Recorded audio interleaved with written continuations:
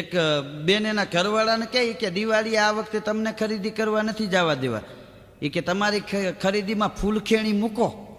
હા ગમે ત્યારે એ કે દર દિવાળીએ જાઉં છું મોટા મોટા ફટાકડા લેવો. ગયા વખતે એ કે છોકરાના હાથમાં ફૂટી ગયો એ કે 150 રૂપિયા પાટો બંધવાના થયા. એ કે આ વખતે હું ખરીદી કરી આવી છોકરાઓ માટે ફટાકડાની. એ બાઈ ગઈ ખરીદી કરી આવી પણ નકરી ભોંચ કર્યું જ લઈ આવી. ઠેલી આમ ઠલવી ને નકરી ભોંચ કર્યો. એનો ઘરવાળો કે આ શું? એ કે આ જો સસ્તામાં પતી ગયું ને છોકરા વળી આમ જગાવે તો એવી કુંડાળું કુંડાળું ફરે એ કે અને મજા આવે, કોઈને દાજે નહીં.